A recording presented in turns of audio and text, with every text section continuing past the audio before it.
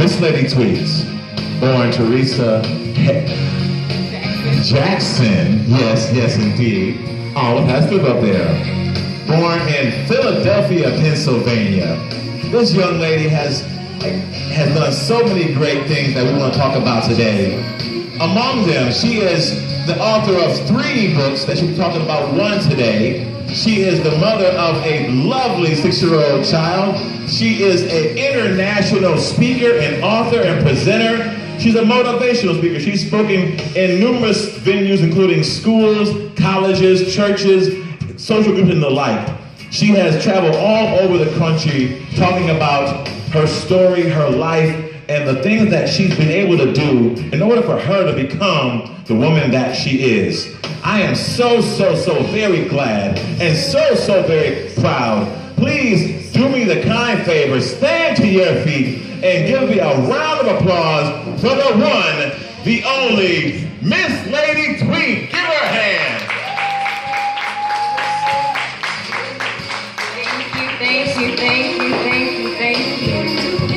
And by the way, yes, Naisha, this is my theme song now.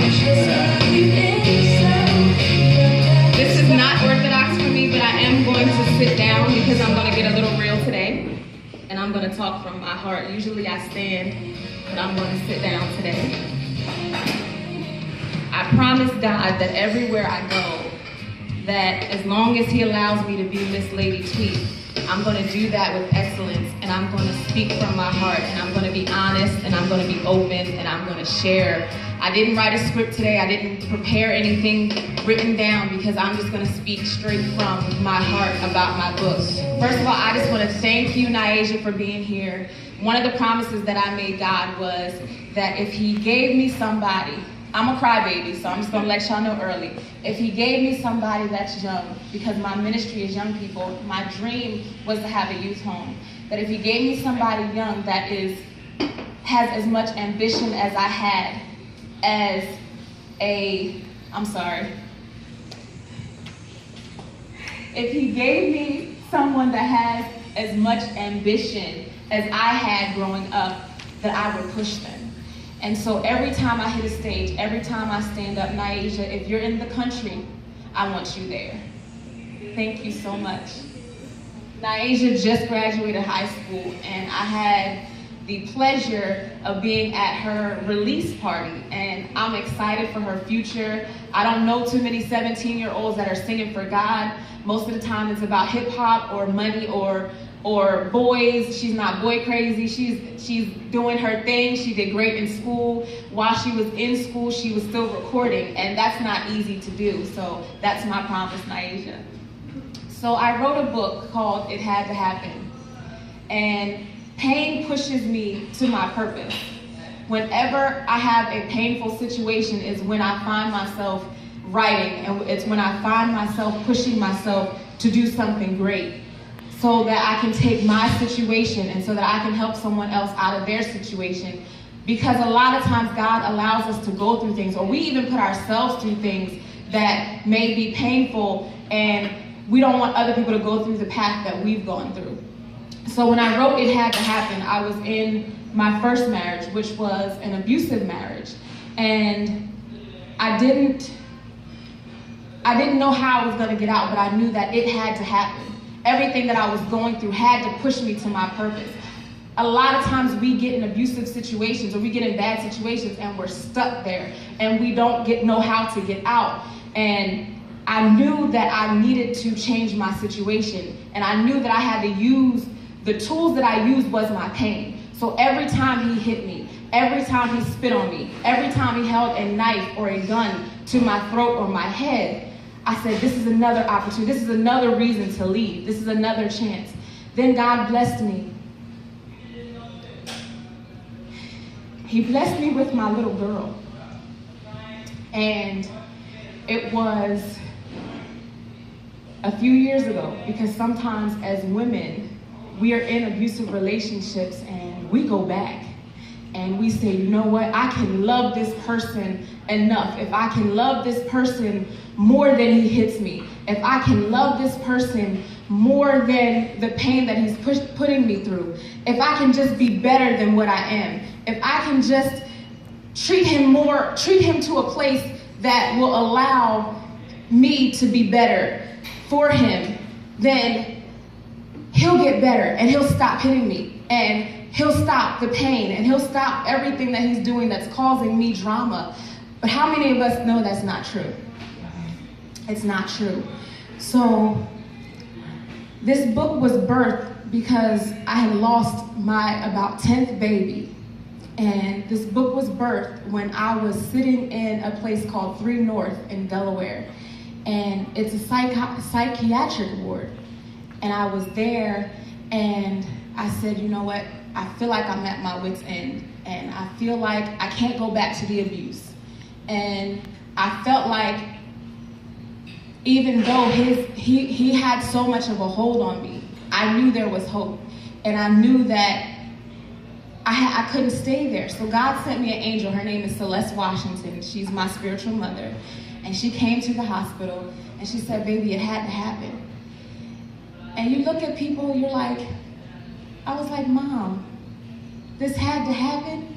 Yes, because you finally hit your head enough to know that you have people that love you and you have people that are going to push you to your destiny. But as long as you hold on to that stronghold, as long as you hold on to those things that have you bound, you're not going to get out. You have to have it within you to get out of that situation. You have to reach down on the inside of you and realize you're better than your abuser.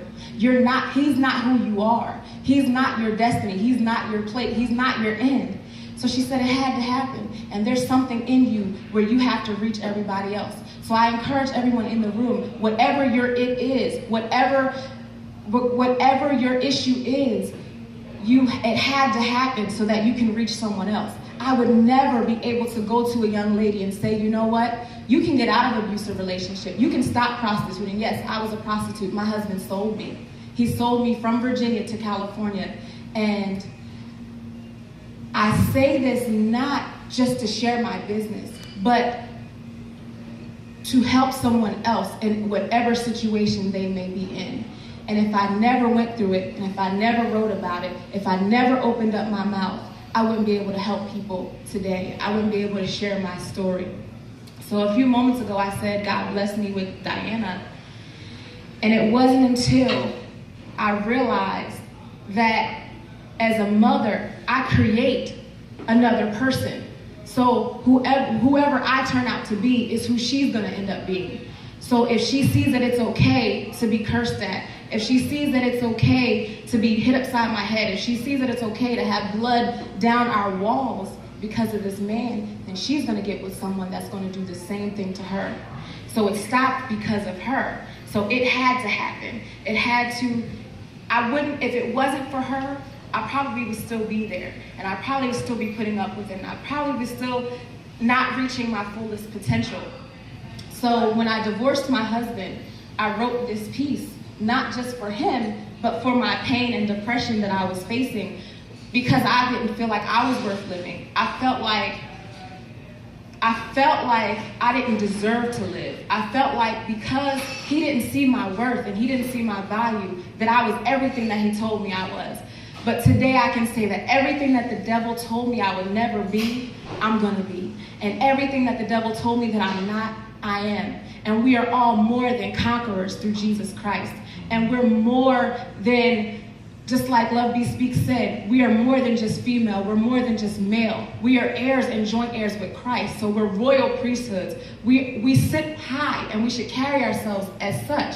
So I wrote this piece and I wrote it from the depths of my soul, because everything that you've experienced up to this point had to happen to make you strong and show you who you are, and it happened for a reason.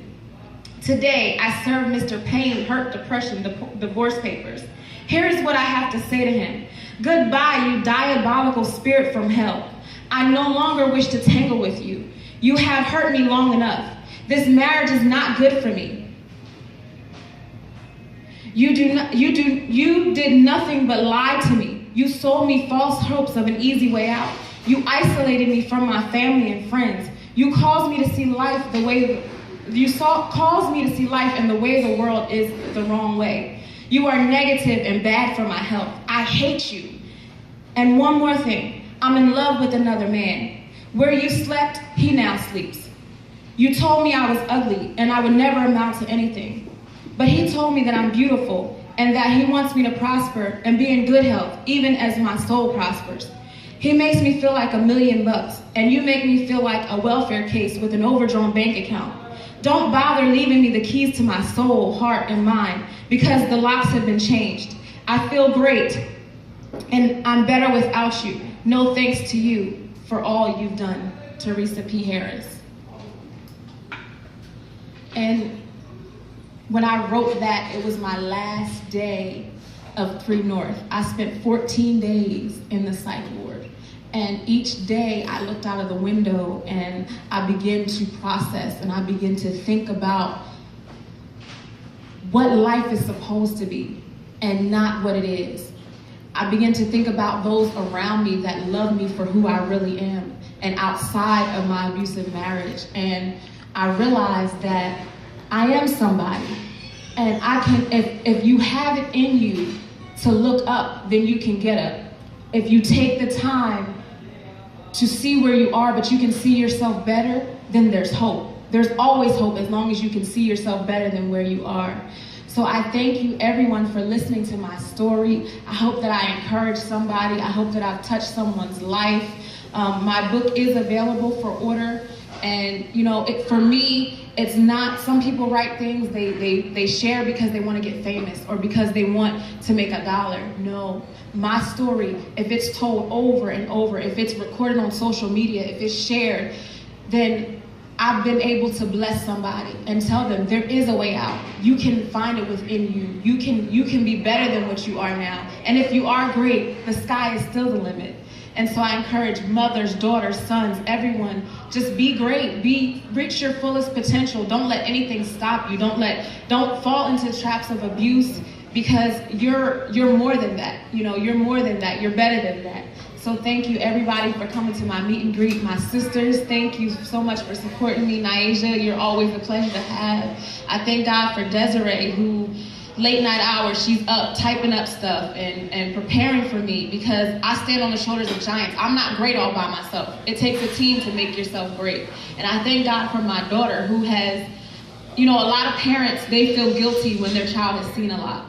They feel guilty because their child has been exposed to things that they should not have been exposed to.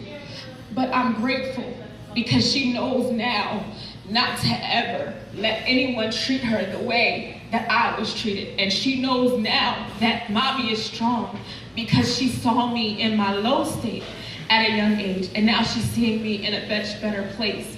So it's a phenomenal, but it's a painful thing for a child to see that, but it's a phenomenal thing for a child to see you become victorious. So I'm grateful for the process, and I'm grateful for Daryl, who God knows he gets on my nerves, but he pushes and he pushes and he doesn't stop pushing, and he prays until something happens.